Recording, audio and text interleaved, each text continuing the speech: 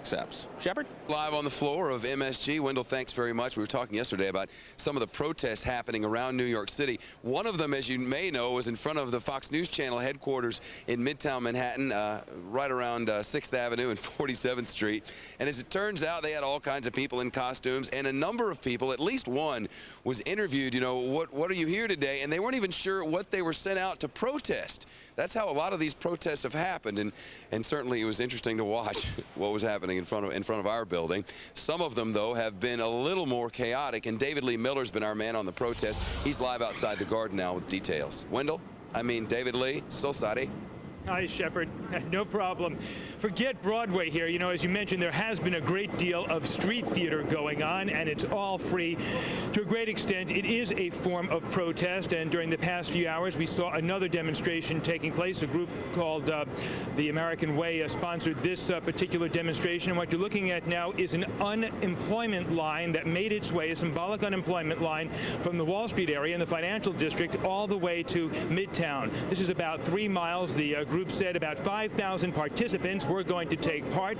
They held up pink slips, and they chanted, "The next pink slip might be yours." Now, the protesters were angry, they said, at the high unemployment rate during the tenure of President Bush. And among those taking part in the demonstration was Randy Weingarten, the president of the United Federation of Teachers.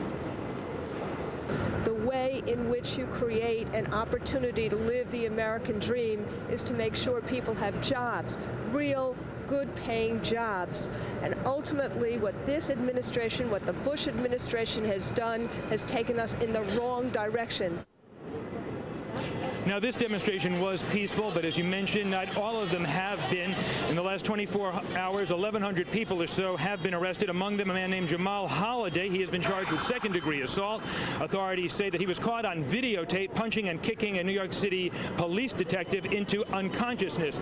We're getting word that that detective is recovering, Shepard, but in the next few hours, it is expected that a number of other demonstrations are going to take place.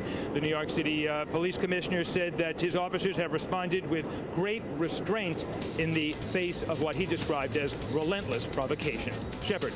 David Lee Miller live in New York City. David Lee, thanks very much. Continuing coverage in just a moment, including Mary Matlin, who will come on and talk with us about how this thing is progressing, what we might hear from Zell Miller tonight as well. And we invited a Democrat on who had promised to be here and canceled just minutes ago. What do you do?